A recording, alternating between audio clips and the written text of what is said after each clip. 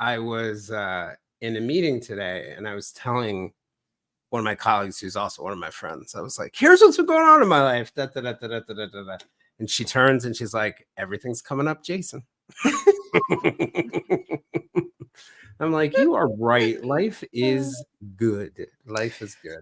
Listen, I mean, even the best, sometimes bad things happen to good people, but I think on the whole, you just keep doing you and it'll all Yep. come up Jason, Yeah. Lately Yep. it has been. So, Um, all right. mhm. So I will just, hey, thank you guys who are in the chat. It's great to have you coming back again. I was joking with Oh, Allison. It'll actually be the real me this week, as opposed to like, I don't know what was wrong with me last week. well, I don't But even don't. mhm. No, it's all good, I was telling Jason myself last week that I was also just not quite in my groove. I don't know what was going on that day with both of us. I think we were just kind of, Oh, I know what was going on with me. yeah, yeah. But no, today we have been going back and forth a lot on this material. Had a few phone conversations about some of the particulars. I've, dove back through a lot of Jessica's research and I put Keeper of the Ashes on. I had that in the background. So I even had it like I Just was to be like clear, we're not full apologizing. immersion here. This We're not apologizing. no, no, no, no, no. I mean, it was like We- we were kind of just doing our post game, like what can we do for next week to make sure we're, as good as can be. So Anyway, so you want to go ahead and get started? yeah, man, let's go ahead and Okay. roll. This is a Silver Linings Handbook podcast. I'm Jason Blair. And this is the Vintage Villains podcast. I'm Allison Dixon. And this is a true crime bonus episode. So we're doing this on a YouTube live. If any of you guys want to join us in the future, you can check out the Silver Linings Handbook podcast Patreon. We'd love to have you as a part of the Patreon and love to have you as part of our lives, because one of the coolest things about doing these are the interactive discussions and suggestions that people have, the real-time editing that we get on the lives. I also love. Yes. So, this is our second episode on the Oklahoma Girl Scout murders. In part 3, we'll be doing a consult with former FBI profiler Julia Cowley, who's the host of the Consult podcast, to get her thoughts on what we should look for in terms of an unknown subject, or unsub, as they call them in the FBI. And it'll also give us an opportunity to listen to Julia and share our theories around the case. What I wanted to do first was just sort of give a brief recap of the first episode, where we introduced you to the victims: 9-year-old Michelle Gousset, 8-year-old Lori Farmer, and 10-year-old Denise Milner. We told you about the strange events that happened on the night of the murders, including a man apparently stalking the campers and the counselors. We walked you through the evidence that was found at the crime scene, the caves that were discovered nearby, and the evidence of a flashlight at the scene, and also the semen that was found. We also walked you through prior crimes of Gene Leroy Hart, a Cherokee former high school football player, and some of the clues that may have been in the area that night. And we took you to Gene's arrest. We also discussed some of the tensions between natives and other minorities and whites in the community. So that's basically where we, for the most part, basically where we left you off. One thing we wanted to add that we didn't mention in the previous episode, and that we didn't want to leave out as we discussed sort of the ways that race factored in this case. Denise Milner was African American. Lori Farmer and Michelle Gousset were white. In fact, Denise was the only African American girl at the camp. And according to the documentary Keeper of the Ashes, it was a part of the reason why the counselors, especially, we've got that one example of the counselor paying attention to her on the train or on the bus. It's one of the reasons why the counselors were very focused on Denise finding friendship at camp. So some of her misgivings about going to camp may have been rooted in being different from other girls. Although, in my personal experience as someone who is African American at that age, you probably don't even notice the differences. Often that comes later. It's hard to say.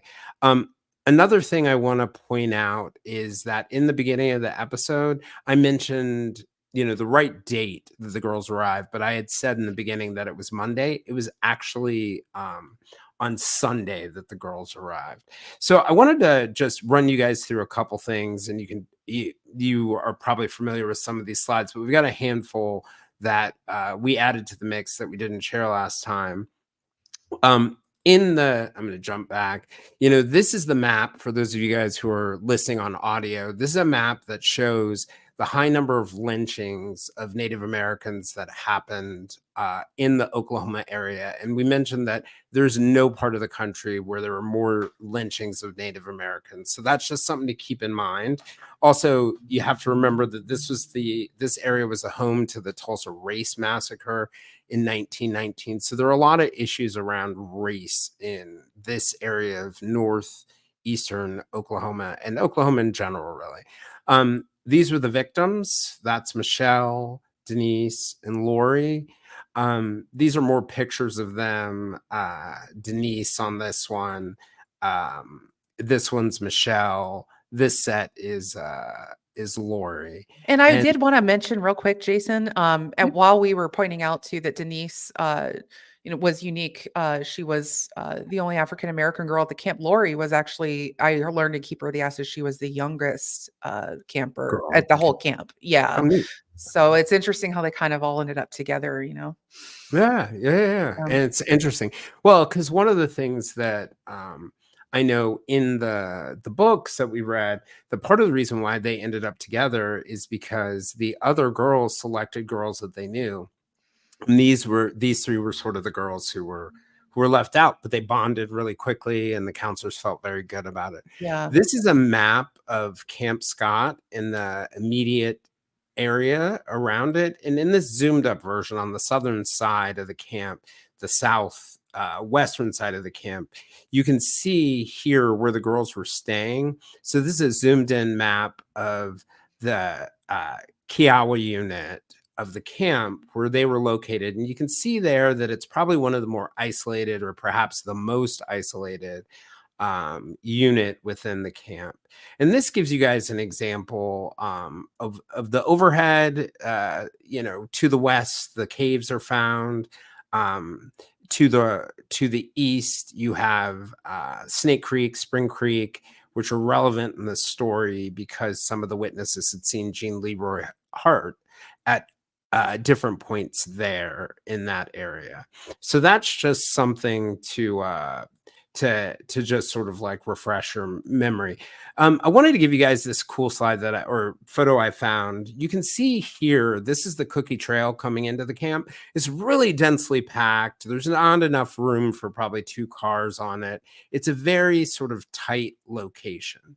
So just kind of giving you the feel that this is a really, really, really, really, really sort of secluded area. You can imagine what it was like at night in this area. You really felt you were out in the wilderness.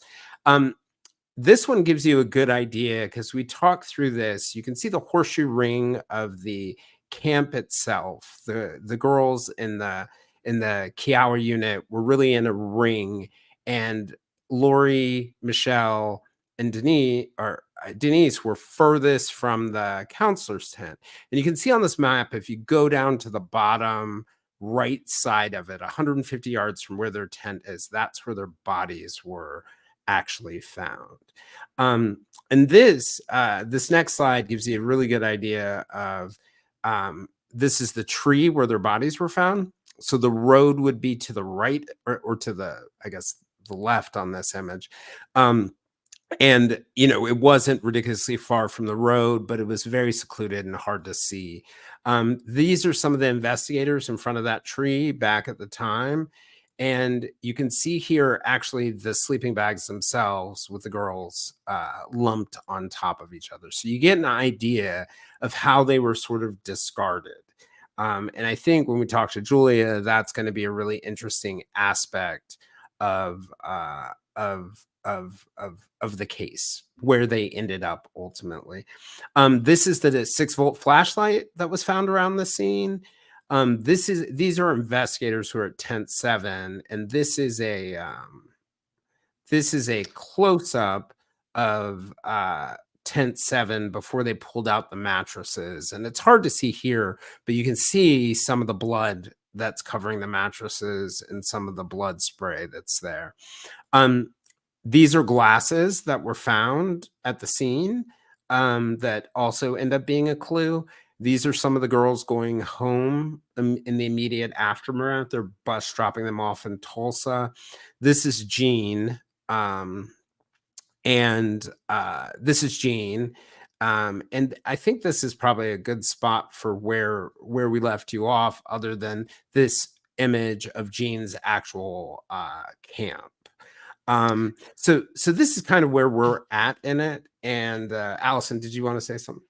Yeah, this great, by the way, to see all those slides and a few of the new ones that you added in as well. Seeing those visual aids just really brings home sort of the layout of the camp, and it really puts into mind some of the isolation elements that could have made it easier to conceal an attacker or an intruder. So, but yeah, people head onto YouTube and check that out if you so desire.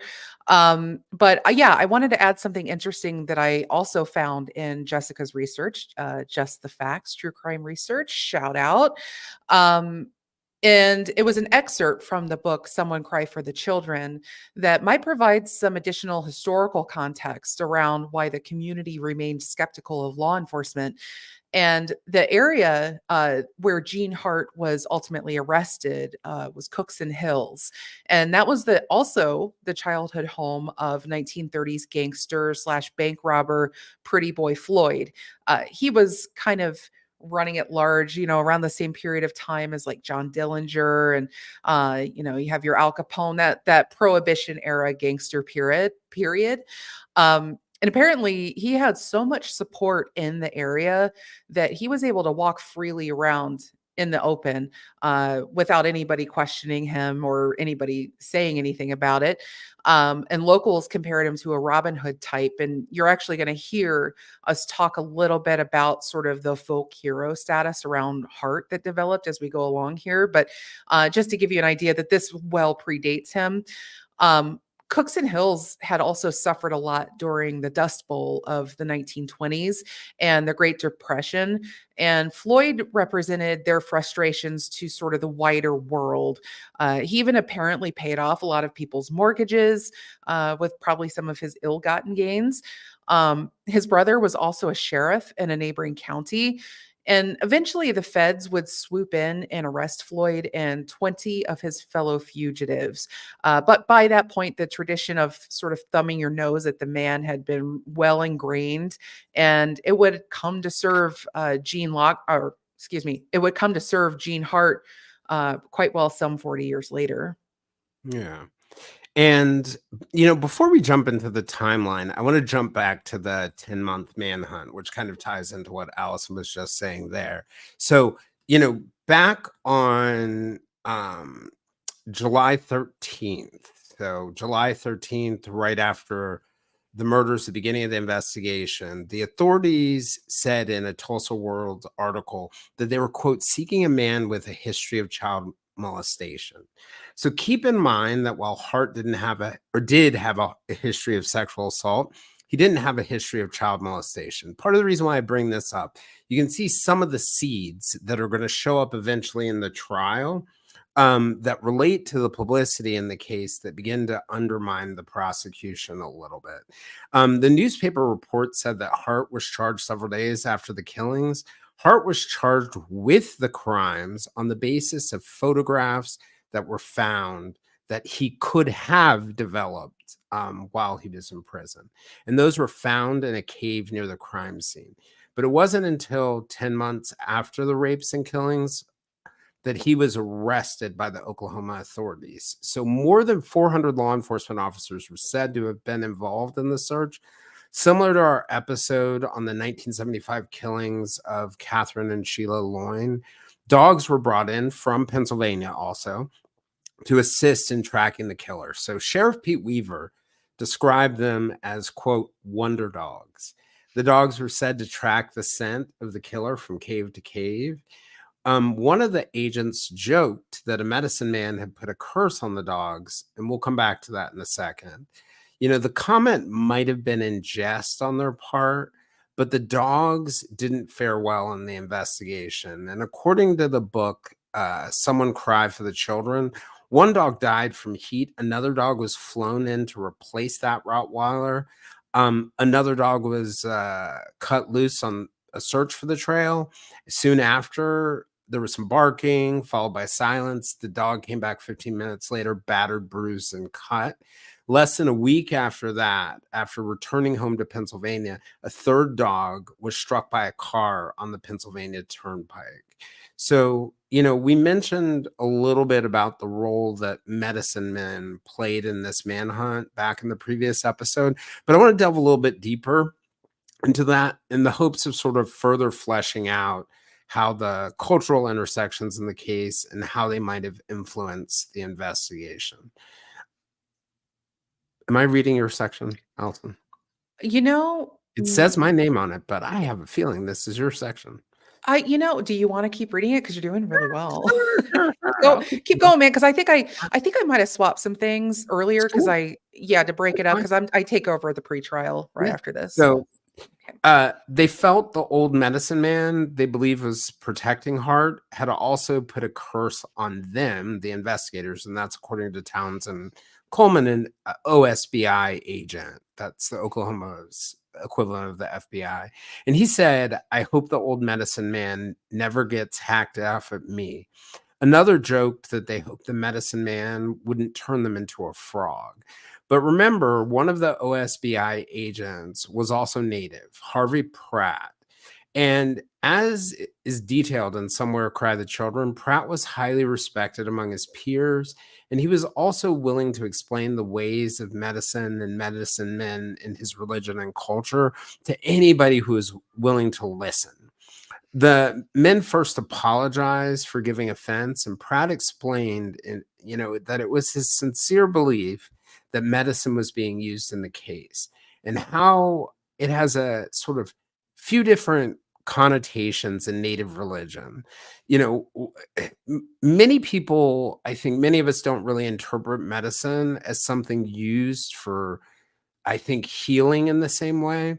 Obviously we take medicines in modern America to heal, but we don't think of sort of medicines as supernatural powers that can be utilized to do things like hide or protect people or for evil reasons. And that's something just to keep in your mind. And one of Pratt's quotes was, "Medicine to an Indian is power." And he went on to explain how medicine men are formally trained over many years, not unlike our doctors today, even with their own sort of residency and internship program. And it's in a similar vein.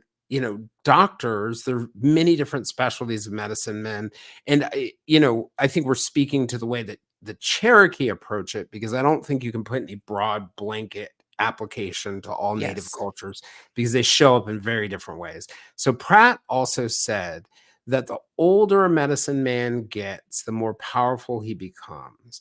And he also sincerely believed that Hart was using powerful medicine, or was receiving medicine from a powerful Cherokee medicine man in order to hide from investigators.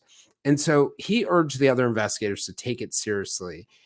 Even if a man can't use medicine to, let's say, shapeshift, let's say that's gone away, that power, there's still a lot of power in it. So Pratt originally snuck outside or went outside that night on his own to perform a smoking ceremony to help sort of cleanse his mind and find clarity on the investigation.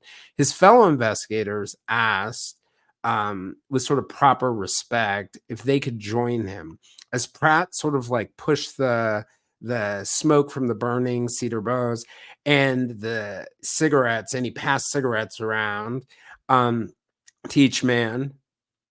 and let me guarantee you they rip the filters off as it goes. Mhm. He sort of prayed that they would only seek the truth and purity, not falsehoods, and that the pursuit of justice would sort of lead them to be objective, and that the forces of good would aid them on their search.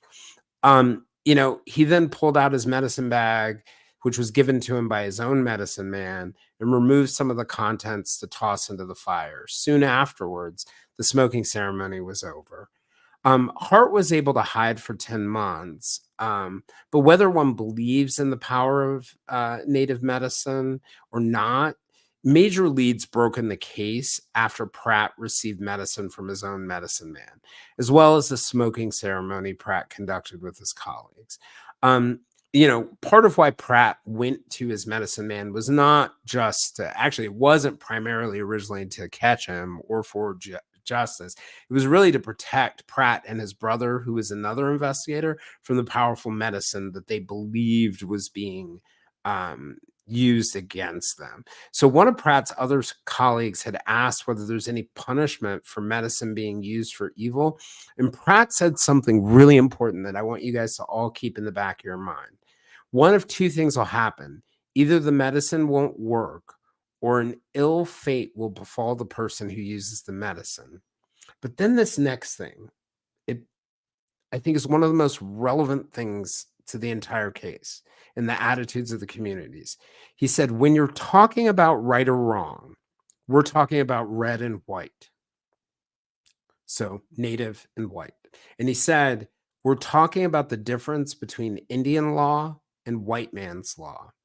What may be a crime under white man's law may be a bold and heroic act under red man's law. And, what comes to mind when I think about this, if you think of many of the great native warriors and you go throughout our history, they may have been fighting against the Americans, and we viewed them in a very negative way, but they were viewed within their culture as heroes. Think of Geronimo as another example. You can also think of modern day terrorists. And I am sure somewhere in the Middle East, in Iraq, while we think of soldiers in Delta Force as heroes, they think of them as absolute terrorists. So you have to keep in mind that when you're talking about what Allison was getting at before, about this idea of a culture hiding people that you feel may have done heinous things, you have to realize that that's embedded in a system and a process and a history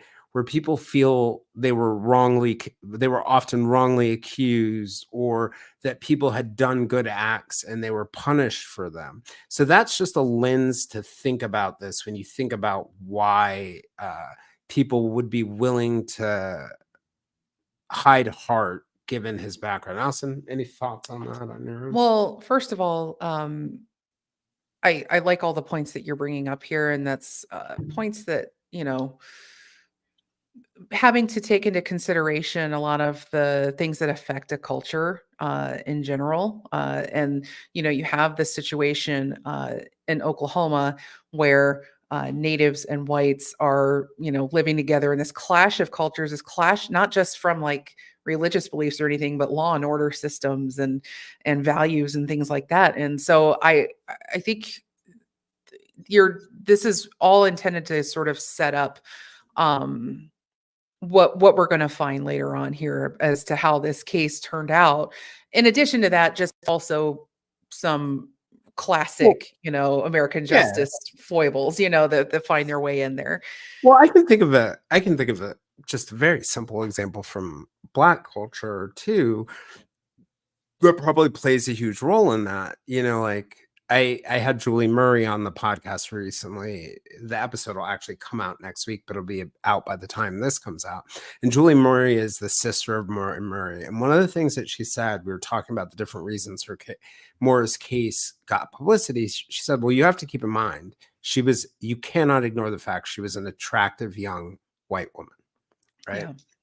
And she got a lot of attention. And I think sometimes when I see those cases like Maura's or Breonna's, two cases I care deeply about, I also think about all the missing Black girls Right. and all the bad things that have happened to them. So sometimes when people get really righteous about a particular case, I really will turn to all the cases of people of color that they're not paying attention to. And I think I've mentioned this to you before. It reminds me of that video from Minneapolis where during the George Floyd riots, there was that woman who's like, burn the whole place down. Mhm. Like when your community is constantly going through things like Black women or Native women are being raped by whites, and it's really hard to get, not that it's not tragedy and sad, it's really hard to jump behind the train of paying attention to a big case just because it involves white people. Because your Yeah. natural first reaction is to say, well, what about us? Like, Right. where are you guys? And I'm wearing right now, like, missing murdered Native women shirt. And, Yeah. I talk about this all the time. If I do an episode on somebody like Maura Murray or Breonna Maitland or Jennifer Keese or other people like that, I get an enormous amount of reaction. But when I do Nada Frank, a Native woman, or I do Melissa Montoya, another Native woman, or I do Zach Randall Shorty, a Native man, those episodes get much less attention. So you have to keep in mind that if you put yourselves in the shoes of the natives and other minorities in the area, um, not only do they have the history of things like natives and blacks being accused of things like rapes and other crimes that they didn't commit and being lynched for that, they have a hard time when you're getting righteous only about the cases that involve their race. So That's so beautifully said. And also, I think this is, if you look around to cases all over the world, but or all over this country, and how every single one of them is sort of anchored to its local tapestry and the things that happened there in decades before, centuries before sometimes. Um, and it's going to affect the outcome in a lot of ways. And so I think none of this happens in a vacuum. When we talk about the particulars of this case, we'll be able to draw straight lines between, the outcome and how we got there as a result of some crazy stuff that went down, 50 years prior. And so I think we lose sight of that. And that's usually why I really focus on what was going on in the world at the time that this was happening. What was going on in history at the time this was happening? Because I guarantee you, it might seem tangential talking about what was coming out of the radio or the TV back then, but everything sort of contributes to that mishmash because humans are a and big, we're a soup. And also, I think an important thing too to keep in mind is we're in the late 1970s. We're coming out of the civil rights movement. So Yes. it's a much larger group of whites are concerned about the way that minorities are being treated. And we'll see this Mhm. show up in the case. I noticed that too. Yeah, that element is something to hold true, and it's something I wonder would even be there today. And something to discuss later. But we are getting on to that pretrial hearing, which is where we did pretty much leave off in the previous episode. So uh, Gene Leroy Hart, he was an immediate suspect for several reasons. He had escaped from prison 4 years before the murders. He had committed sexual assaults in his past, and he was widely believed to be staying in the area. In addition to the other evidence that pointed toward Hart as a strong suspect, there were hairs that were found in one of the caves that were considered consistent with hair taken from Hart. And by the way, that's evidence that probably would not hold up in today's court at all. But it also wasn't all that convincing then either. We were kind of coming out of hair evidence as being considered ironclad. Um, but his blood type was type O, and his saliva was found on, or I'm sorry, and saliva was found on discarded cigarettes at the caves that were alleged to be used for the smoking ceremonies, as we described here earlier, and matched Hart's blood type. And if you're curious, I know a lot of you true crime junkies probably already know, that there is a possibility that about 80% of people can secrete their blood type into other bodily fluids. Not everybody does, but a good number of people do. So that's how we know he had type O blood based on his saliva. But the problem with that evidence in this case is type O is in fact the most common type in the United States. And in any of you international folks out there know whether or not that's also the most common type in your country. I'm really curious about that. And so that doesn't hold a whole lot of water in terms of pointing to it, although Hart does have type O blood. But Anne Reed, a forensic chemist, testified in the pretrial hearing that she was a, quote, very good, consistent comparison, or there was a very good, consistent comparison between the hairs from the second cave, tent number 8, and Jean Hart. And again, that often means you're just putting that under a microscope slide and, do some of those microscopic elements match? I mean, the only way hair is useful, I think, these days, and do not quote me on this, is if they have a root attached to it that they can run maybe DNA on or something. That's the only time I think hair evidence can be useful. Although, when the Kristen Middleton episode comes out, you will find that, and this happened in Long Island serial killer, they can now pull DNA without the root. Ooh, well, aren't we getting fancy now? Mitochondrial DNA. So yeah, mitochondrial. Okay, yeah. And we're going to talk a little bit about mitochondrial DNA later on here. Law enforcement also testified that one of the caves was on a ridge that overlooked the home of Ella Mae Ruskin, Hart's mother. Larry Dry, we mentioned him in the last episode. He was the man who had escaped jail with Hart, testified about Hart stating he wanted to sexually assault one of the young girls that they had seen playing at a local park. I think that was Spring Creek Park, if I'm not mistaken. Dry also testified that he had lived with Hart in the woods at times, including one of the caves. He also said that Hart had problems with his eyesight, particularly at night, and he would steal glasses when he committed burglaries. One or two pairs of stolen glasses belonging to camp counselors were found either at the scene or the cave. Dry also attested to the fact that they both used to cover up their flashlights with plastic in order to get around without being seen, which again correlates with some of what the evidence was found and what some of the eyewitness testimony with the dim light and particularly the dim light. Yeah. Dry also said that he had received letters from Hart in August, October and November of 1977 after the murders, which had occurred in June, where Hart threatened Dry's daughter if Dry told the police where he was. According to Dry, the letter said it would be easy to hurt his daughter. He knew the letters were from Hart, even though they were not signed, because they recounted times that they had even though they were not signed because they recounted crimes that they had committed together. The defense suggested Dry was lying to get out of going back to prison, although he had a little time left to serve, not very much time left. The defense also argued that a prison officer had gone to see Dry to convince him to testify that Hart had confessed. So they put on testimony also from OSBI agent Harvey Pratt, who identified as Choctaw, said there was evidence of what he called, quote, 4 sacred fires at the entrance of the cave closest to Hart's mother's house. Remember, up there on that ridge.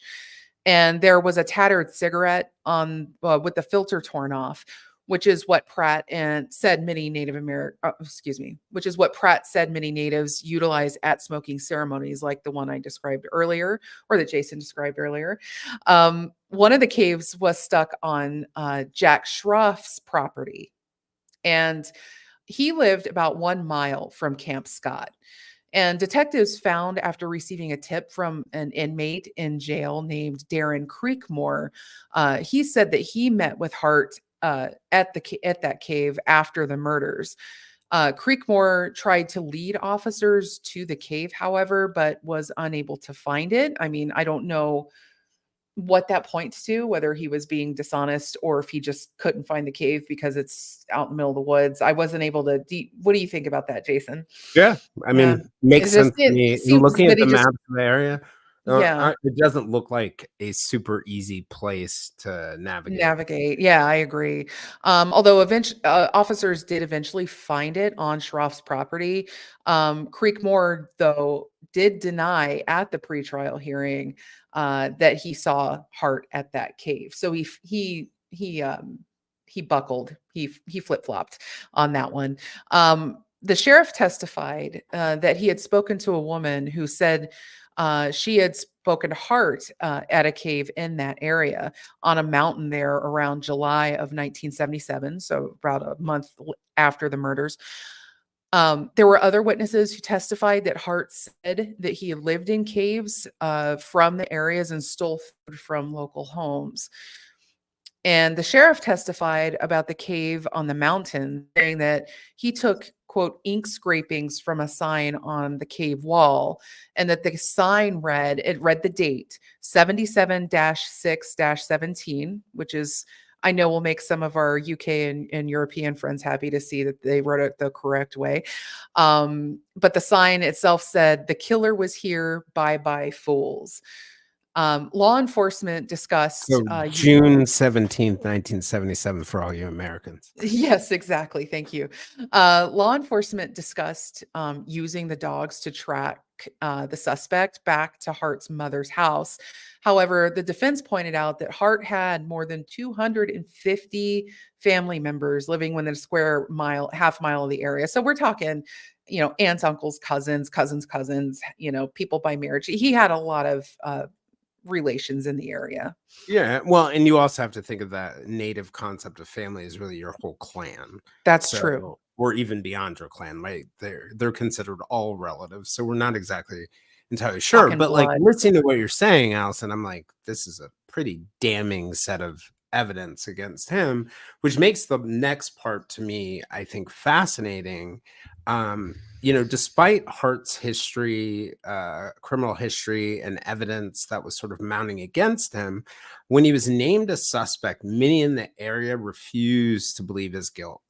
People remembered Hart as a soft-spoken football player, and it just didn't jive with this hideous set of crimes. So a Tulsa newspaper headline said, quote, "Locust Grove residents remember Hart, their football hero."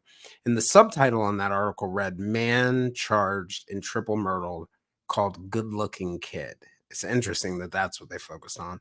But the picture under the headline was taken from a high school yearbook, and it showed sort of a handsome, clean-cut man of about 17 years old. One person quoted in the article said, "It took 5 guys to bring him down." So they're really focused on his athletic prowess. Another in the article said he was a fullback. He gained 2,200 yards for the team. And the only thing I could think of when I read that, I was having like OJ Simpson flashbacks. I was just about to interject that, and I'm so glad you went there. Talking about his commercials and his other piece. So in the article, one person said, quote, "When the killing happened, a lot of people said that poor old Gene will get it. They'll blame Gene."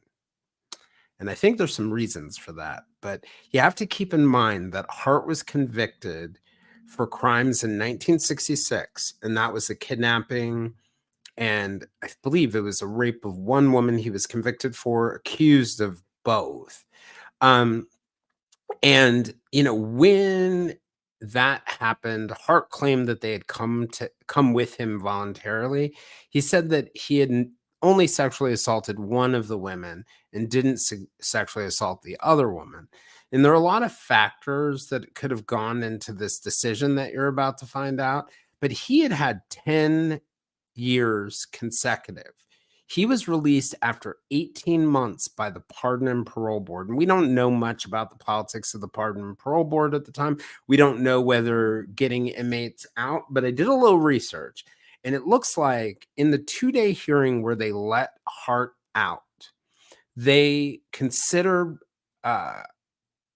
parole applications of 60 inmates, and they selected 15 of the 60, which sort of makes me wonder, when they're reviewing that number and that's what they said, and then the board voted unanimously, was there something that Hart said or did or some factor that was going on that led them to release him? Now, Allison, I know we had a great discussion about this. It could have simply been that they diminished it because of the way Americans have treated rape in general. But 60 convicts, 15 released, and he's one of them, and a unanimous vote makes me wonder. So I dove back into the old newspaper clippings to see what was the rationale. Like, were they trying to get people out of prisons at the time, or was it something that he said when he talked about how essentially, uh, the reality of the crimes, he didn't actually kidnap them. They went voluntarily with him. There was just the one sexual assault. Like, I could not get a grip from the articles about what really factored into their decision, but they certainly quoted Hart in that article, sort of alluding to the idea that that in his trial, that was not a realistic view of what had actually happened. So given this, like it's and I think there's an underlying element here that I get the vibe that many people in the community didn't necessarily believe that he was guilty of the original 66 crimes. They already felt like it was a railroad job at that point. And so, when the community is reacting and they're saying they're going to go after Gene, who, by the way, escaped prison and had been on the run for a while. So he was like the neighborhood fugitive. Um, and so, given all of this, it's easy to see how the perception among the locals became that Hart, their former football star player, was being persecuted by law enforcement. So this may seem really incredulous to most of you guys, but you have to keep in mind the United States has a long history of minorities being lynched for sexual assault allegations that were by the time we're in the 1970s, we just know were not true. So another person in the article said, I don't believe he did it. And most people around here don't believe he did it. A half brother of Hart's told another Tulsa newspaper that authorities always blamed Hart whenever something happened in the area. And a cousin said that she believed he was being blamed and charged because he was Native. Um, a man who once employed Hart as a farmhand said Hart was intelligent and not half as bad as they make him out to be. I don't think he did it. He's not sexually oriented to that kind of business. And another person on a broadcast station said, quote, he was just a scapegoat. Another said that it was his sheriff's way of getting back to him for escaping from jail. They discussed the pressure on investigators. They suggested that it led to a rash conclusion and tunnel vision at best and framing of Hart at worst because the public was sort of demanding that they find a suspect. And one Native man said, quote, he won't get justice. There's no justice in white man's law.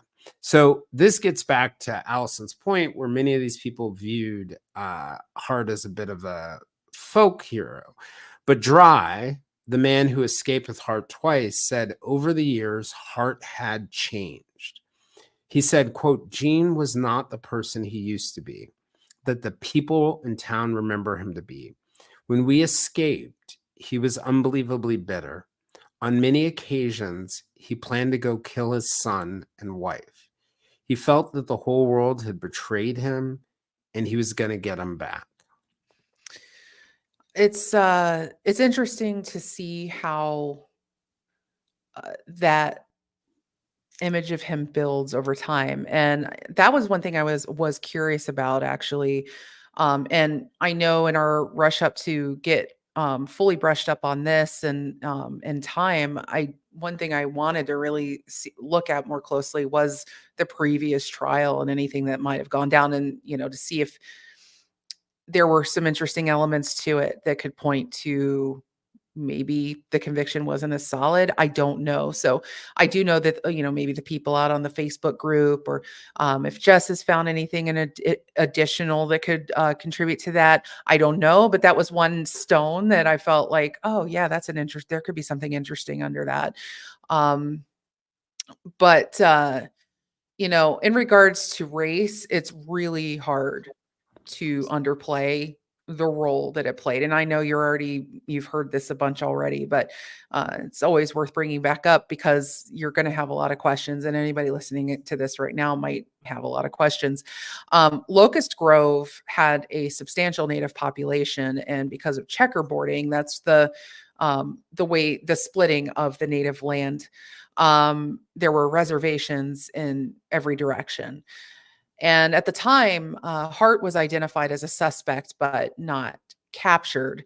Tulsa's American Indian Movement, or AIM, was concerned that there might be vigilante committees sent out to bring Hart in, dead or alive. Tulsa was also home of the 1919 Tulsa race massacre. Jason mentioned it earlier. Would love to do that with you at some time if you're interested, because that's quite a topic. He's just giving me a look right now. Let's jump on the third rail. Oh man, let's do it. Let's do it, buddy. But in the massacre, just for 150, 200 blacks killed, Black Wall Street destroyed, the local authorities firebombing the blacks, these innocent blacks, by plane. You have to understand that, I was talking to a former CIA agent who worked in the 90s and 2000s in the Philippines. He's like, most Americans who know about the Philippines know about the Bataan Death March of American soldiers. But the atrocities that Americans committed in the Philippines, we know nothing about. But he said, we're talking 1940s, 1950s. It's fresh on the mind of everyone in the Philippines in 2000. These things do not die fast. It's easy to say it happened in 1919, but it's still affecting the relationship with law enforcement. Now, I was in Tulsa last year, or is it 2 years ago? And the last child, or the oldest woman who remained from the race massacre, was having a hearing on the day that I was there to receive compensation, and they denied it. And I can tell you, in the community, there is still animosity toward the prosecutors, law enforcement, and the local government over that, and the lack of trust that persists. And I'll just say, when that's your jury pool, you're in trouble. Very, very true. And I will say as well, when it comes to memory, I would say, by the way, I think it becomes very important to trial strategy later. And it's part of the reason why I suspect the prosecution was very focused on having no natives on the jury. Yeah. Then that's an interesting thing that will also involve some Supreme Court decisions we'll talk about later as well, that not affecting this case, but we'll learn a lot about law in this one. But the interesting thing, though, bringing back that whole things that people don't forget, I would say that a lot of that is in the memory of Black Americans, because it wasn't until I think 2020 or 2021 when HBO's Watchmen series came out, their adaptation of Alan Moore's comic. That show featured or spoke of or depicted the 1919 Tulsa race massacre. I could give you 100 examples. Mariana, the murders, the massacres in Florida that most Americans know nothing about. And we'll even talk about in Oklahoma, Killers of the Flower Moon. A lot of people didn't know about the Osage, which is not far from here.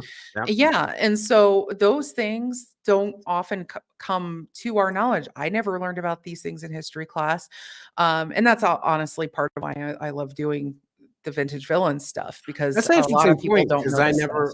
I never learned them in class either, but I learned them around my grandparents' kitchen table. Yeah. And that's just something that, I definitely would not have learned that at my grandparents' kitchen table, I tell you.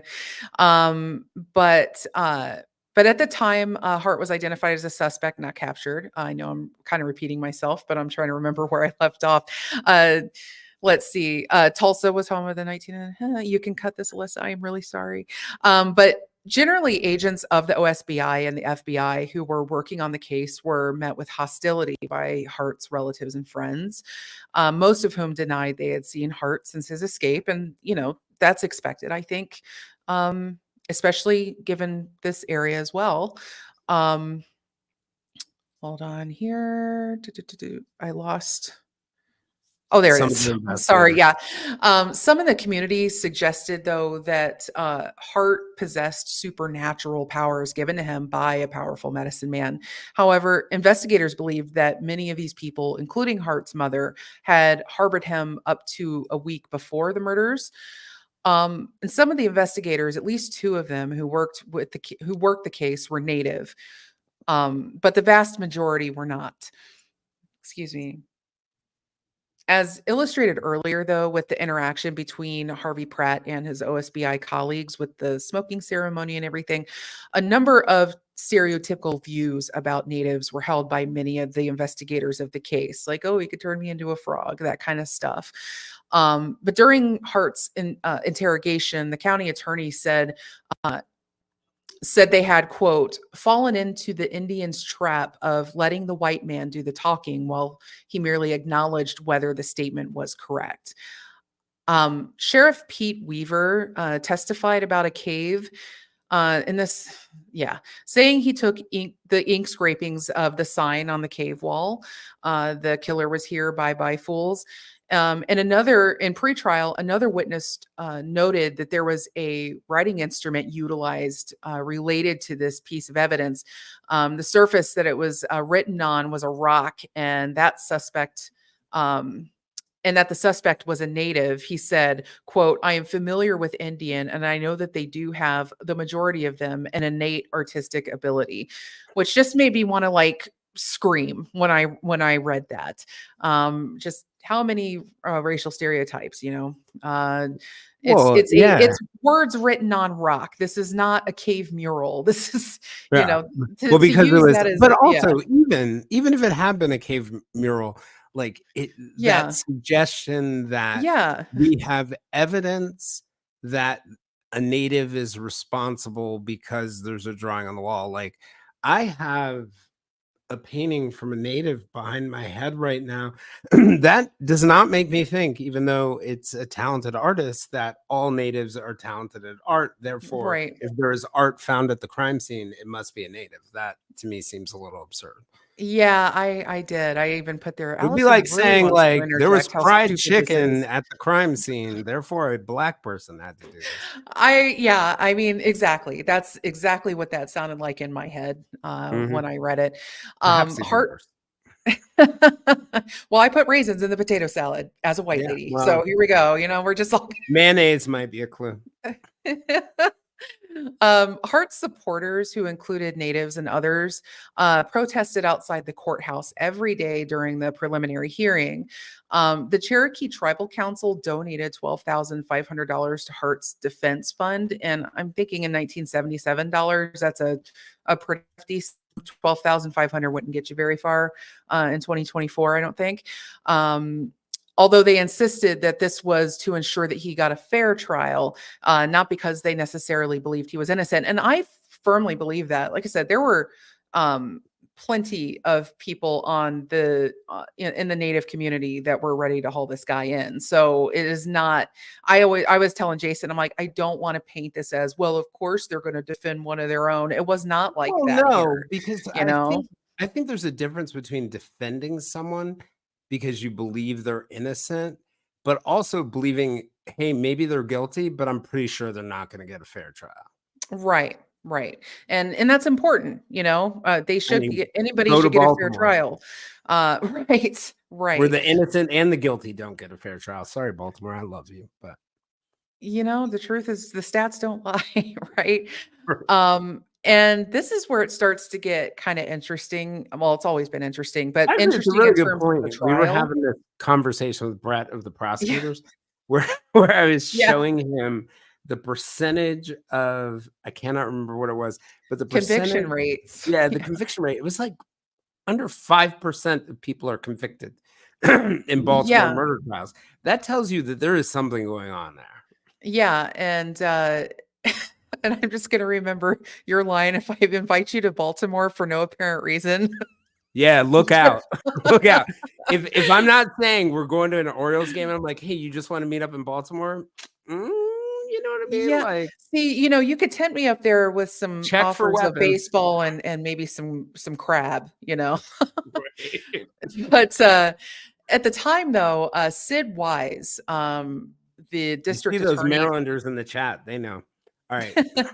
Go on. the DA for Mays County, he was running for attorney general, and the protesters made shirts that they wore outside the courthouse that read Gene Hart for attorney general, or Gene Hart says stop the Mays County Railroad, which was, of course, referring to being railroaded.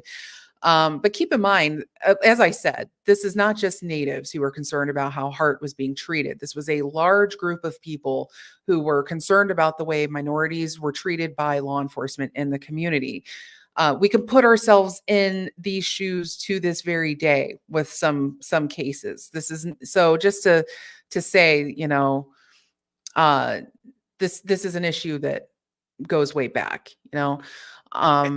And I think it's an important thing to keep in mind, like when you're thinking about, we run into this over immigration all the time, where because of the threat that the Immigration and Naturalization Service is going to come and deport you, people will not report crimes.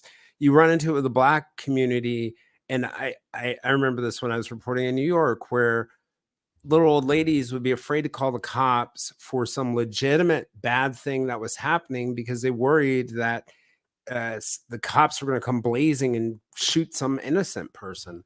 So it really does affect, I think, the relationship with law enforcement, and how you interact with law enforcement really affects your trust in Yeah. what evidence that other people put in front of you. And the thing that I talk about, I've talked to you about this, Allison. I've talked to Brett about it.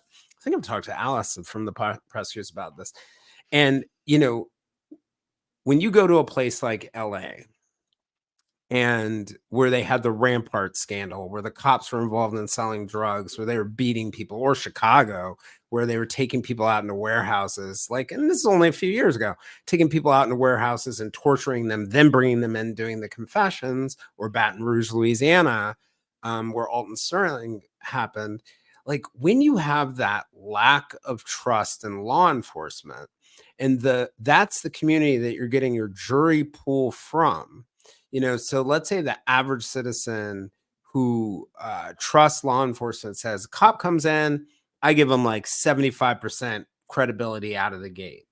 Well, when you're coming in and the jury's giving you 30%, and you have that hurdle, they instantly already don't trust you. All of a sudden, the burden you have to reach to get to reasonable doubt becomes much higher. So you really have to throw a touchdown. And I think in reality, a lot of prosecutors think about it in a very black and white way, which is I'm just presenting evidence in a case. But really, for who your jury is going to depend on how much of a hurdle you're going to have to jump. Are you going to have to just jump? Or are you going to need to jump and do a triple double? And I think that's something a lot of people miss. And another thing too, as we're talking about a lot of this, I have things that are coming loose in my own brain about my own personal encounters with my own distrust of authority in law enforcement. And I won't go into those particulars, but I will say how I can see how a whole community can sort of influence or band together against that sort of distrust. I mean, I've lived in places where, for instance, my neighbors were immigrants, and I don't know enough to know whether they were here legally or not. That was not my concern. And at one point, I remember getting a knock on my door from a border patrol or whatever, asking questions about these people, and I was just very much like, I don't know anything. And so, because I'm not going to be responsible for ruining someone's life that way, or knowing that what they could be subjected to. So I can imagine now on a much grander scale of people who are looking with a lot of skepticism at the law enforcement apparatus in this area and going, nope, we're not, we're not gonna participate in any kind of, renegade law enforcement coming down on minorities. So yeah, it's one of those things that I, to this day, can very much see myself in a situation where I can now very much understand why that this happened. But Dick Wilkerson, an investigator in the case, and he was actually one of the men who participated in the smoking ceremony with Harvey Pratt. He said in the documentary Keeper of the Ashes that this was the OJ trial before the OJ trial in terms of race and other factors in the community. Similar sentiments were expressed by the victims' families following the trial. And that makes a lot of sense when you really break it down. I'm going to actually break down a little bit about those similarities, and we're going to talk about OJ a little bit here. So some of you OJ people who love to talk the OJ case, get ready. But here are some of those similarities. One, a long history of tension between whites and minorities in an area that includes riots or lynchings. And that's before you include the literally checkered or checkerboarded history of the way reservations were distributed on the lands there. A long history of tension and distrust between all of the citizens and law enforcement, which I mentioned at the top of the episode with the area's history of harboring other fugitives from the law. The defendants are well known. Jason kind of commented on this earlier that, about Hart and his football. Hart wasn't a celebrity at large, of course, like O.J. Simpson was, but he was popular in the area and liked enough that people were even willing to look past some of the bad things that he had done. Similarly, O.J. had a history of domestic violence that was kind of known or became known, and and that happens with a lot of athletes, I think, in particular. But they were willing to look past some of the bad things he'd done and believe that those in power wanted to take him down, which was also argued with the OJ trial. Both had trials filled with a lot of circumstantial evidence that a skilled defense was able to effectively poke enough holes in to let some reasonable doubt through. And that included claims of contaminated evidence and problems with witness credibility, among other things. And then there was a problem of personalities with those involved in prosecuting the case. In Hart's instance, we had a DA that folks didn't think too highly of, and who had political ambitions and was trying to make a name for himself. And we'll talk more about OJ in a bit, but District Attorney Wise's campaign literature talked about the murders and how he solved them with the officers. But one investigator said, I don't think the people have the trust in Sid that it is that is needed in this case. And that's where we're going to have to pick a jury. Wise was in charge of prosecuting Hart during his 1979 trial. He soon came under fire when he lied under oath, committed perjury, and denied sharing OSBI reports with sources outside of law enforcement. It was found that he had been sharing reports with journalists and that he'd had a contract to do a book about the case. So the DA had actually a financial incentive for his prosecution of this case. Call me crazy, but I think we call that a conflict of interest. A little bit. And this, by the way, reminds me, and I'm going to talk about this on a future episode. I had to postpone it, but it's coming, guys, about Vincent Bugliosi. That was the first person I thought of when Jason mentioned this tidbit in our research. And he was the prosecutor behind the Manson murders. He also had a book deal at the time. He also committed perjury and tampered with witnesses and other evidence. But again, we'll talk about that in more detail later. But it goes to show how one man or woman, whomever, with a really big ego can cast a very long shadow over something like this. Eventually, Wise did wisely, after his namesake, opt out of the case, and it was passed over to SM Buddy Follis. He's the district attorney for Tulsa County, who eventually took the case to trial. In this case, an investigation would be all the more complicated today because the Supreme Court of the United States ruled in a groundbreaking 2021 decision, McGirt versus Oklahoma, which stated that Native tribes had jurisdiction over crimes committed by Natives on their historic lands. And so this means that this decision, had it been handed down prior to 1977, the Cherokee Nation would have had jurisdiction over the investigation. And as of right now, they do. Yep. So we're kind of previewing in a lot of what we're saying, what's about to happen. So I will take us to the trial. So Gene Leroy Hart was first named as a suspect in 1977 and stood trial 2 years later. By March 1979, Oklahoma's Oklahomans almost had 2 years to wrap their heads around the story of the case. But with the most anticipated trial in the state's history finally set to begin, they found themselves going back over the twists and turns. This was a capital murder trial, so he was facing the death penalty. It began in a third floor courtroom in the Mays County Courthouse in Pryor, Oklahoma, with Judge William J. Whistler presiding. S.M. Buddy Falls, the Tulsa County District Attorney, was in the first chair. So the big city guys there, along with Assistant District Attorney Ronald Schaefer. On the opposite side, leading the defense team was an attorney named Garvin Isaacs from Oklahoma City.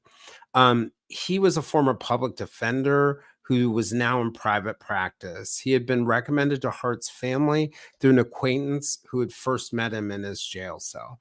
So Isaacs remembered, and he said, the first thing he said to me, talking about Hart, when I walked in, was, I want you to know one thing. I didn't kill those Girl Scouts. Those were the first words out of his mouth. I believed him when he said it. So following a months-long preliminary hearing, which was the pretrial hearing we were talking about in June 1978, and it ran into July 1978, where sort of support for Hart in the community seemed to increase, the trial began on March 5th. Newspapers called it, quote, a carnival and, quote, a circus atmosphere. And the major media across the state and actually across the nation flocked to Pryor.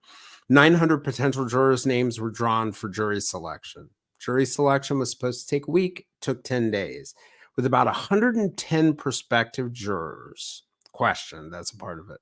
A member of the defense team said they did extensive research on all the jurors. The defense hired a woman named Kathy Bennett, a psychologist and jury consultant from California, to suggest questions. She had worked on trials involving Wounded Knee incident in 1973. Really quick, that's where around 200 Native activists from the Lakota tribe had seized the town of Wounded Knee, South Dakota, in protest of the 1890 massacre there, where hundreds of Lakota men, women, and children had been slaughtered by American troops.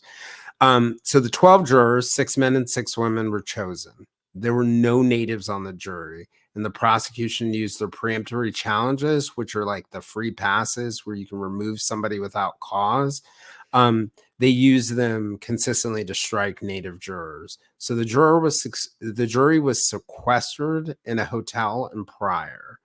So one of the things I want to point out and pause and say here is that could have never happened today because of a case called Batson.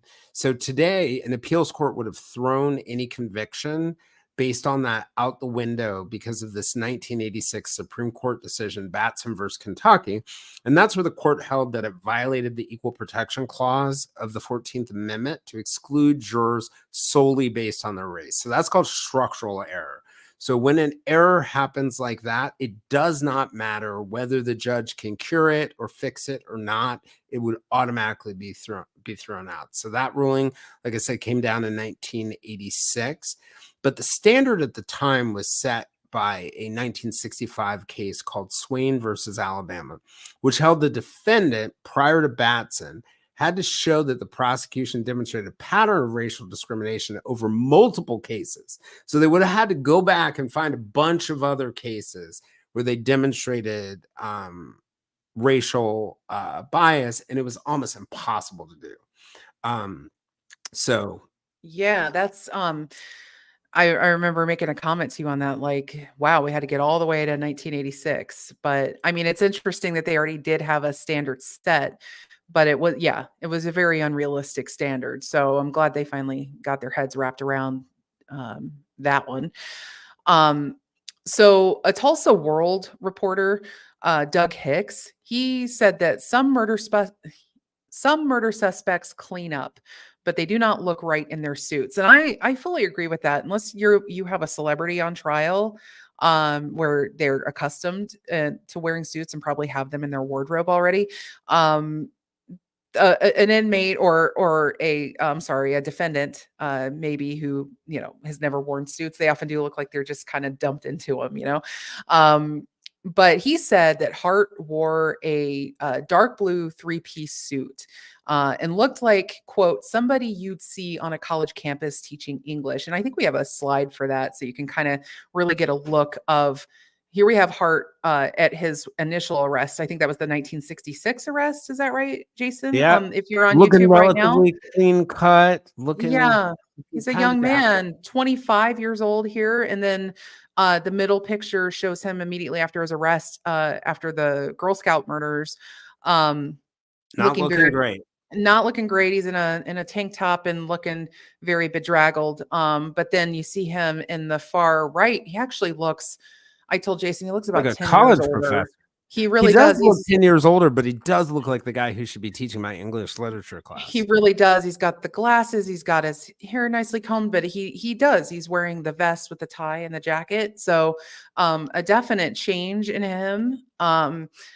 And the state's case seemed to hinge on two types of evidence: biological, including sperm and hair samples found on the girls, which prosecution experts said was linked to Hart, and physical evidence that was made of items that could put Hart at or near the crime scene.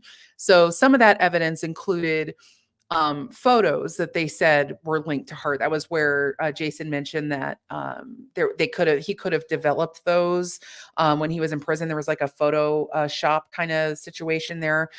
So they think those were photos that came from that, I believe it was. There were also a pair of glasses that they said were stolen from a Camp Scott counselor.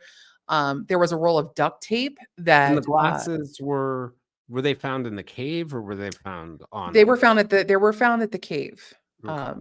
Yeah, and a roll of duct tape that matched tape found at the crime scene, which again, duct tape is duct tape. So that's a little iffy. I think they said that there were tear marks that matched up, but They matched tear marks. yeah, and again, I would have to see it. But the quote deformed sperm that was brought up as evidence, and what that means is that they found in these sperm samples, both at the scene and also gathered from Hart's clothing, that indicated the appearance of the sperm seemed to indicate that the individual had had a vasectomy, and that I think Hart was believed to have had a vasectomy as well.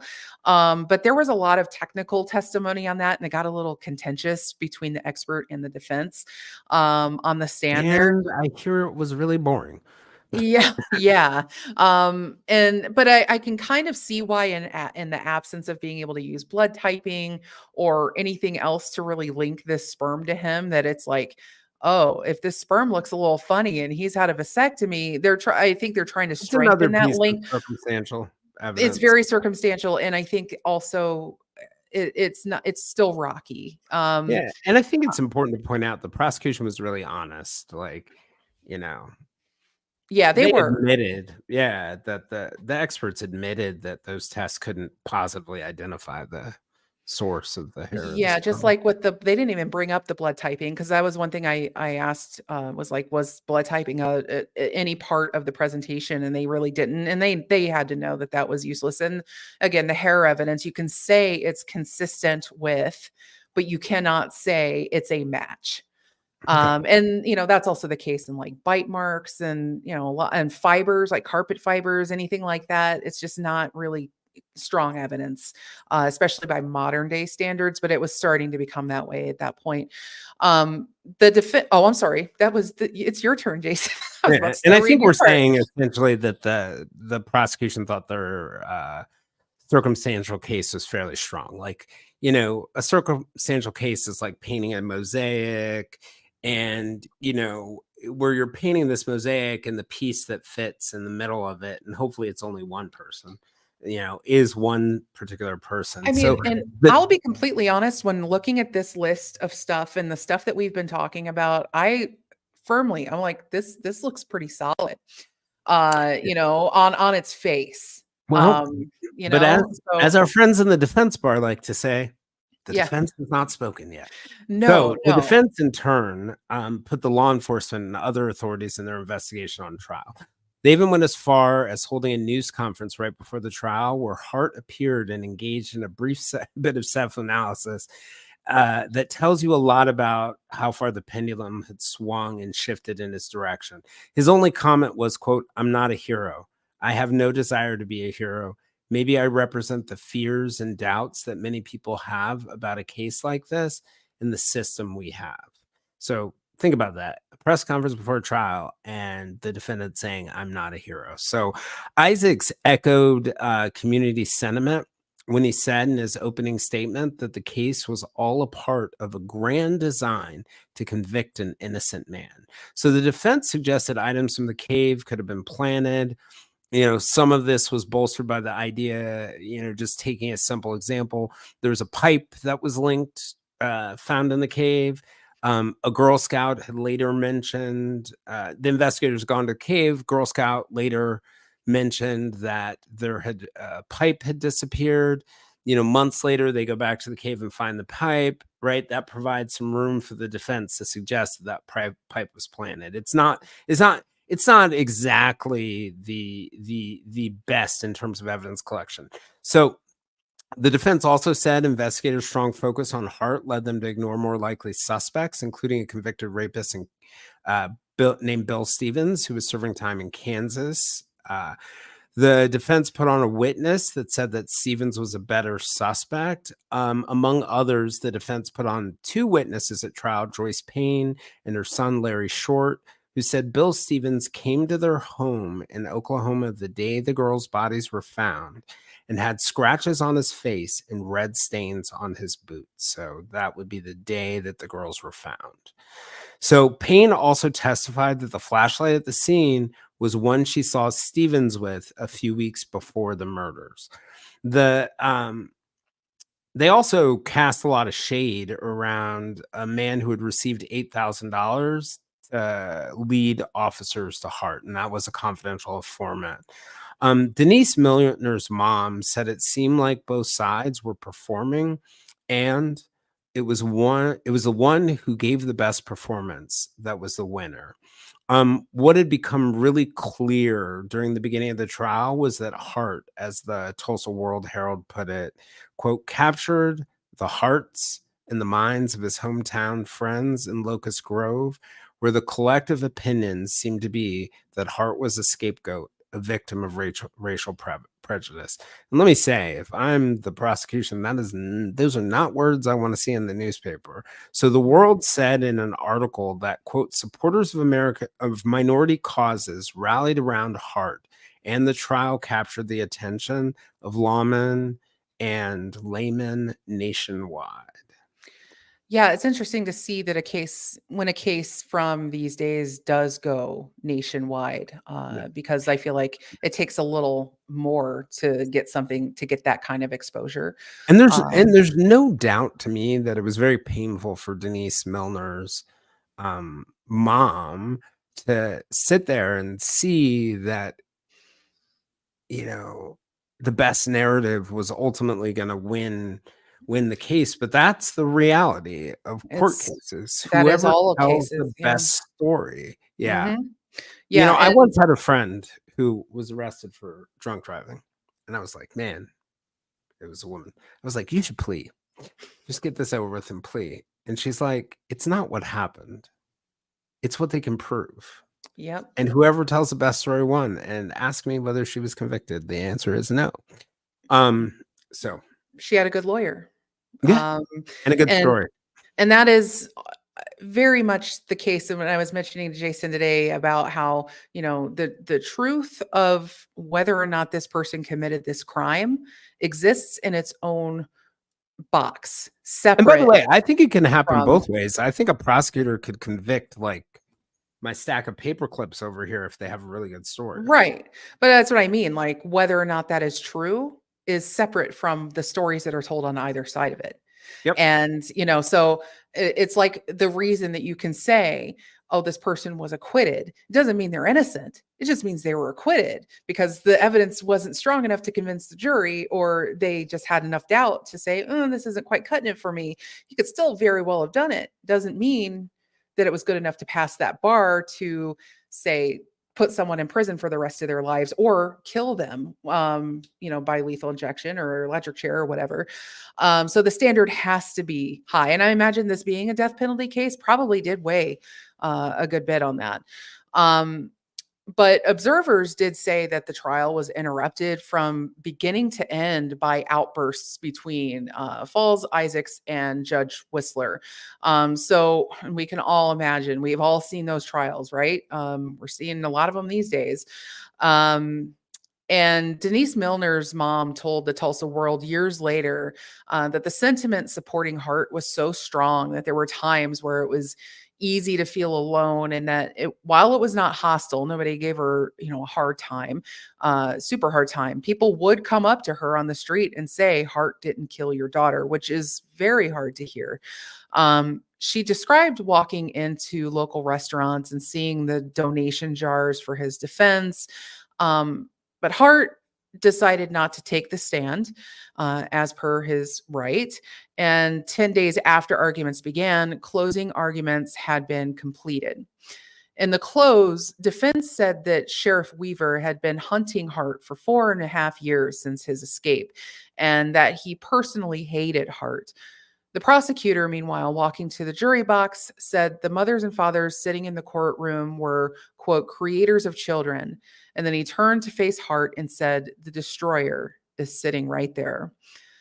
And jurors deliberated for 6 hours on Thursday, March 29. Sheriff Pete Weaver said, this is hell, as he waited on Thursday, adding, I'm satisfied that we have done everything humanly possible. The jury resumed Friday morning, and then a half hour in, a note was brought to the judge that the jury had reached a decision, and Gene Hart was acquitted by the jury. Yeah. Wow. And so newspapers described Hart supporters as almost hysterical, and that investigators were dumbstruck with bitter disappointment. Sheriff Weaver said, quote, I don't intend to reopen any investigation. We had our man, we had the man we were after. One juror who was asked to remain anonymous told the Tulsa World that the panel had made up its mind 5 minutes after deliberations began. And he added that the reason why Hart was acquitted were many, including there was an excellent defense strategy. So Hart was acquitted in 1979 primarily due to insufficient evidence, procedural issues, and a strong defense strategy during the trial. And so here are some of the key reasons that are cited afterwards. What's cited, whether this is true or not, is a lack of direct evidence. The prosecution really struggled to present their direct evidence linking Hart to the crime scenes. And one of the real tough things about this case is you've got the crime scenes, the caves, and then Hart himself, and connecting all those things together. There are arguments that the defense made about contaminated evidence, how things were handled. There were also arguments about the reliability of the forensic evidence itself. There were some questions about inconsistent or reliable testimony. Remember, we had the two witnesses also who said that Bill Stevens was seen with them with red stains on his boots and scratches on him the day after. You also had the public sentiment, right? Hart had significant support from the local community that all these jurors are going back into, both natives and non-native communities. And there were claims of unfair treatment, racial bias. They had been hunting him after his escape. So all of those things may have played a factor in it. And then just the defense strategy, right? Hart's defense team had effectively cast doubt on the prosecution's evidence and highlighted the lack of sort of concrete proof and suggested that investigators had tunnel vision that really pointed them away from other suspects like Stevens. It's also worth noting that the jury knew that Hart was going back to prison to serve at least 305 years for a sentence for the home invasion, first-degree burglary charges. So on some levels, the jury had an out, right? Because they knew he was going to be locked up one way or the other, or they at least suspected it. Who knows with the Oklahoma Parole and Pardon Board at that time. But they could sort of satisfy their desire to sort of handle loss to the prosecution and law enforcement that they clearly had issues with while not having to worry about a potential murderer being set free. So all those things to me really, really do smack of what we see in some of these cases where there's a lack of trust in the community around law enforcement.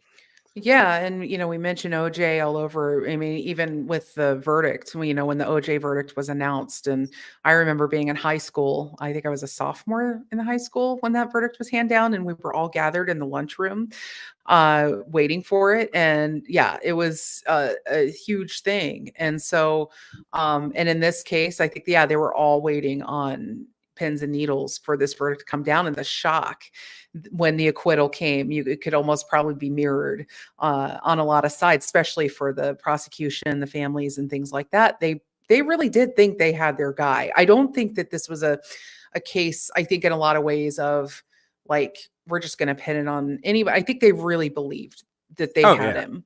yeah.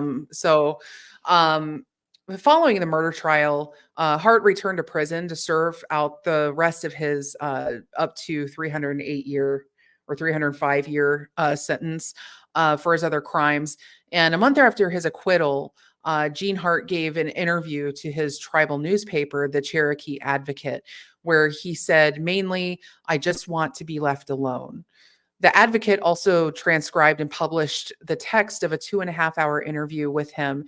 He said, quote, he felt like the world had been lifted from my excuse me.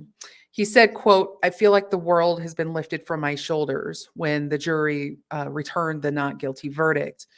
When asked whether he was living in the rugged countryside, Hart said, that's not possible. Nobody can live out there that long. As cold as the winters are, and what with the parasites in the summer, I think he's referring to the ticks. And in fact, the book Someone Cry for the Children mentioned Harvey Pratt had encountered a lot of ticks around the areas of the caves, except in the areas where he found evidence of smoking ceremonies, which I found fascinating. Well, ticks run from smoke. They do, yeah. I was like, but he talked about how his hands were covered in them. It was a visceral scene to read. But Hart said that he deliberately hid once he heard he was charged with these murders, but he was still trying to avoid capture for the original reason he escaped jail. But Hart believed the Oklahoma State Bureau of Investigation agents regarded him as, quote, a trophy they could parade around in front of the TV cameras, adding, by all rights, had it been any state but the state of Oklahoma, and had it been any case without as much publicity, it would have been dismissed. And Jason and I were batting that one back and forth a bit today in our discussion, because part of me thinks, well, I think he could have been convicted in another place without maybe the tensions involved here. But when you look at some of the evidence, and you made a great point, and I don't know if I want to say it here because you probably have it stored up already. Sure, say it. Okay. Because I really liked it. And it was what kind of flipped a switch in my head. When we looked at some of these alternative suspects for the murder, and you said you could slot any of those guys in and it would be You the could have same arrested. trial. Yeah. Yeah. You could Yeah. have had the same trial, right? And that points to some issues. While on the inverse, you could say nothing's pointing away from Hart. There's nothing in there to Absolutely nothing. specifically say it's him. And so that's where the problem lies here. But the interview ended with Hart saying, I fought it and I won against all odds. I fought it and I beat them. Of course, the irony being that he had to go back on his other prison sentence. But 2 months after the trial, Gene Hart died in prison of heart attack on June 4th, 1979. He was 35 years old. Some people put the estimates of the number of people who came to his funeral at 2,000. And there's this whole crazy story that we're not going to get into about how poison was found in the prison afterwards, and it led to a whole nother thing. Oh, there are But, so yeah. many rabbit holes in this that we're not Mhm. going down. Yeah. But you're right. If you want to explore that angle, like we mentioned the Facebook group earlier in the last episode, I'll have that link in the show notes if you want to keep traveling down that rabbit hole. But despite the sheriff believing they had the right man, the murders of Denise, Lori, and Michelle remain officially unsolved. But Similar again, another similarity to the OJ trial. It did not end at the criminal trial. There was a civil trial, except it was not against Gene Hart. It was against the Girl Scouts Magic Council. And they were already preparing for civil suits in this matter. Of course, 3 little girls were murdered at a camp Some that people they say sponsored. from day one. Yes, yes. Because you There's remember a in the last episode we discussed the question about whether they called whether the camp director called the executive director of the Girl Scouts or the parents first. right. And there was also some changed testimony about things that could insinuate that the Some of the Magic counselors Council, changed their testimony. Yep. yeah, yeah, that they had a little bit of influence there. But the Magic Council disavowed reports of hearing the screams or the noises, according to an article in the Oklahoma City Times. And they stated that a camp employee said at the time that girls often hear things and scream and giggle during their first night of encampment, which is true enough. But But the goal there is to um, undermine the idea that there yeah, weren't 40 signs before, which there easily were, and 40 signs before that somebody who wasn't supposed to be there was there and that the Girl Scouts should have very taken. much, very much. And just looking at the layout of the camp itself, to me, looking at that camp map, it just kind of makes alarm bells go off in my head. But then again, I'm a person of the modern age, not I wasn't a 1970s parent. So back in the days when we used to let our kids just be outside and, not near us all day long until it was dark. So maybe that I don't think modern camps are all that different. they're not. Yeah, to me, I'm Yeah, just they like, don't "Oh have a my lot of god, security. those They tents are don't. so far away from the Yeah. counselors," it just Yeah. to me, they were just a little too cut off, for how young they were, but after the murders, oh, I'm sorry, and according to the Oklahomian, the daily newspaper, a jury, ruled in March 1985 that the Magic Council and its insurance company were not responsible for the murders because of negligence. The lawsuit had been brought by the parents of Lori Farmer and Denise Milner, and it accused the Girl Scout Council of failing to provide adequate security measures at the camp that would have prevented the murders. Following the murders, Camp Scott was shut down, and in 1988, the Magic Council sold the property. Today, it is hunting grounds, according to People Magazine. And actually, you can see the state of the camp area as it exists today in the Keeper of the Ashes documentary. So, and it's very dense and very foliage. A lot like it looked in the 70s, actually. And so I want to just jumping back, or not jumping forward. There are a couple of post-trial things I want to point out. Despite what sheriff said about not investigating the case, post-trial, several suspects, in addition to Bill Stevens, popped up. A man named Ricky Green, who was white. He confessed to OSB agents in 1977. A man named Stephen Lewis Cumby also confessed to the murders, although authorities determined he was in prison at the time. And by the way, let's just note that a single confession to a crime without some really good details doesn't mean anything, because you would be surprised at how many cases multiple people confess. I mean, yeah, John Benet Ramsey has had how many? Or it's not even John Yeah, Bonet. I mean, like right. your average case that gets Oh, yeah. attention is going to have 3 or 4 or 5 people who Right. confess to the crime just because it's getting media attention. So Jack Schroff, who owned the property nearby, testified that he was an early prime suspect. While semen being involved ruled out women, there were some women who were investigated as particular accomplices because of the tennis shoe. And, even in the pretrial motion, the defense tried to ask about who is a lesbian or LGBTQ, essentially, to kind of allude that they may have one of the counselors may have done it. A man named Ben Woodward popped up as an early suspect. He was one of the few men working on the property, but he had an alibi.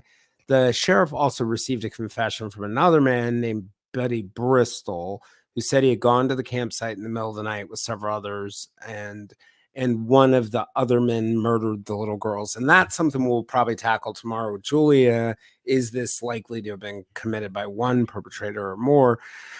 So here's some aftermath after the trial that really sort of adds some nuance. So Right. later, a kidnapper named Dwayne Peters admitted he was lying to defense attorneys about Stevens confessing to him at one point, but said the defense attorneys hadn't known that.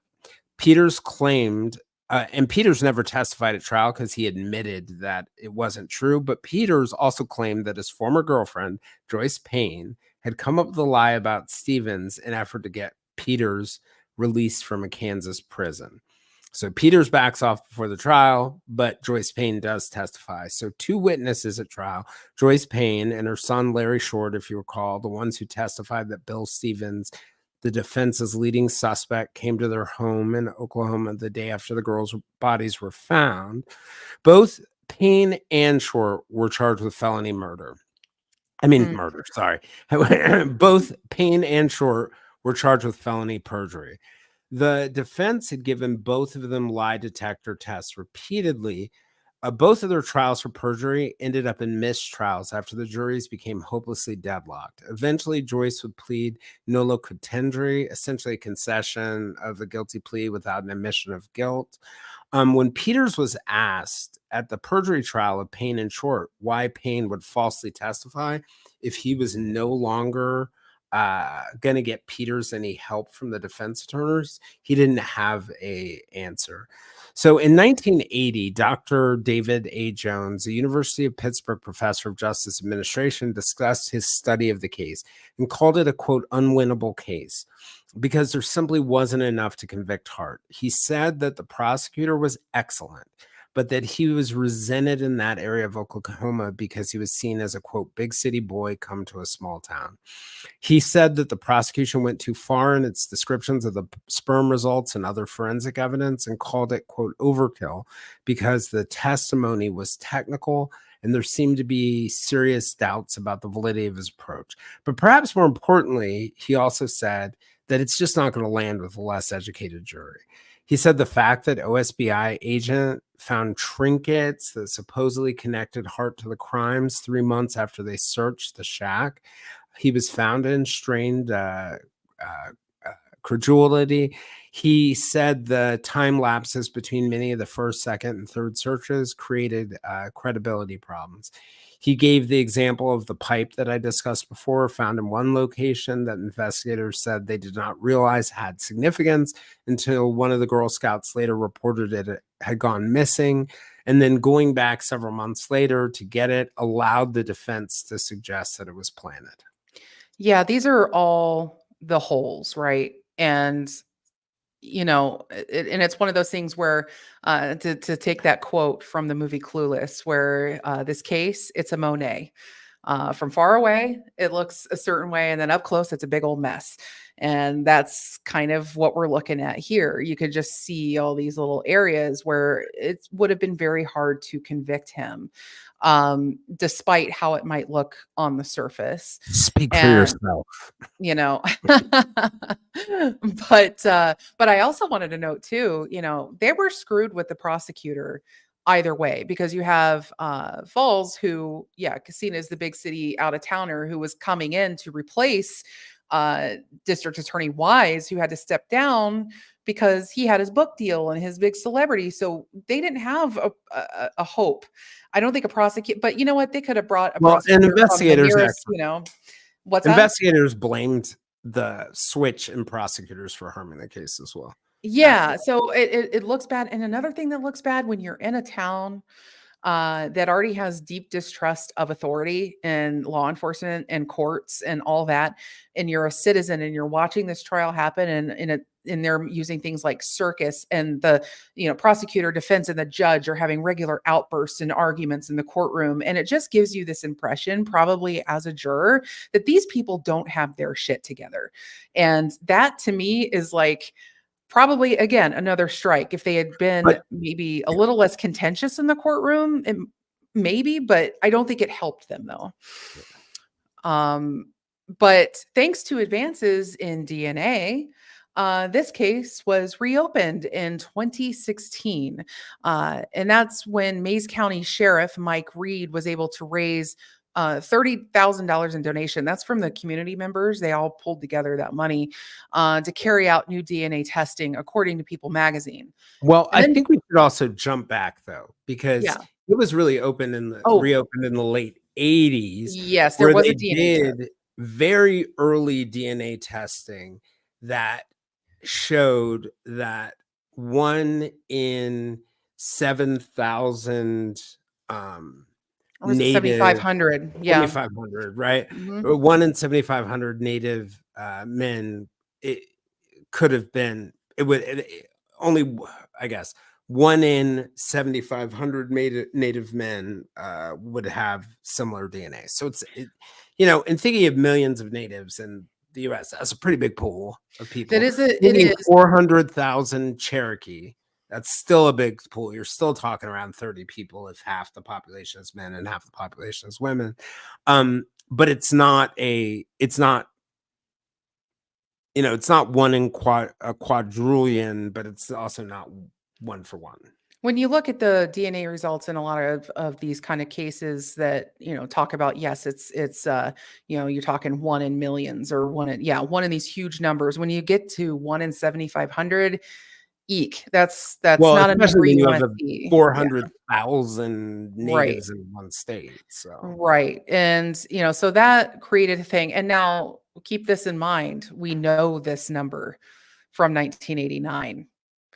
Okay, keep that in mind as I go into the rest of it, because they decided, yeah, all right, there's a big difference between what was available in 1989 and what we have in 2016. So we're going to do another test, and you have to think by this point we're going to get a much better result, the much more illustrative result, right? Well, nah. So after they took that, raised that money in May of 2022, the Hayes County authorities announced more DNA tests that took place in 2019, strongly pointed to Hart's involvement in the killings. But again, we're not being given numbers here. We're not being given any real DNA information here to tell us, like, is it better than what we had? I mean, they're just saying, like, we were able to rule some people out with this information that were on our list previously, but we weren't able to rule Gene Hart out.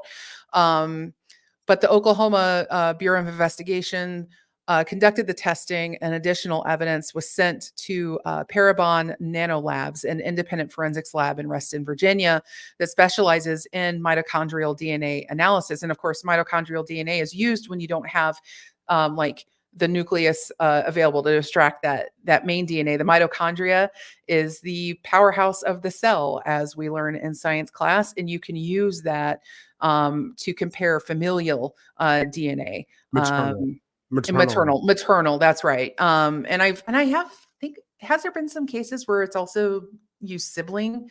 I can't remember, but yeah, that's I'm pulling from my old forensic files watching days on that. But the 2019 lab report stated, quote, "For 45 years, the OSBI has devoted countless hours in the pursuit of justice for Denise Milner, Michelle Gousset, and Lori Farmer, 3 little girls whose lives were ended much too soon. The OSBI agents have followed every tip, every theory, every lead, and OSBI criminalists have processed all the evidence possible. The result is that every person of interest is excluded with the exception of Gene Leroy Hart.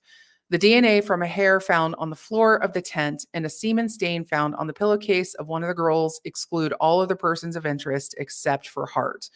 Reed shared Mays County Police had questioned over 130 potential suspects since the case and other names have surfaced over the years and DNA collected. Can I Reed said, pause here to say I found yes, that really odd that right. 130 suspects would you'd question 130 suspects and you had 130 suspects. So you mean like nobody wouldn't talk to you?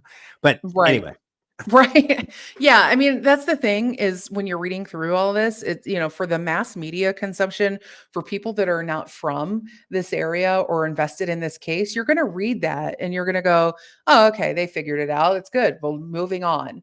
But if you are from there or you're familiar with this case and the intricacies of this case, this is going to look like a whole lot of throwing Or you spackle over apply it, you critical know? thinking skills to Yeah. it because, I read that report and when I read it at first blush, I was like, wow, this is much stronger than the previous DNA report. And then I realized the report is so vague, I can't tell whether it's stronger than the previous report.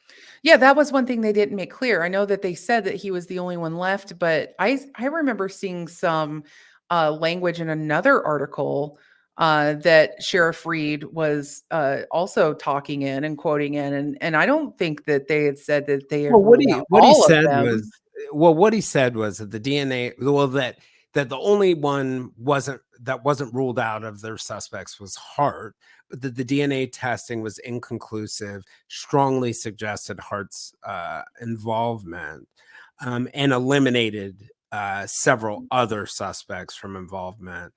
Um, what Reed, the sheriff at the time, said was, unless something new comes up, something brought to light we're not aware of, I'm convinced where I'm sitting of Hart's guilt and involvement in this case.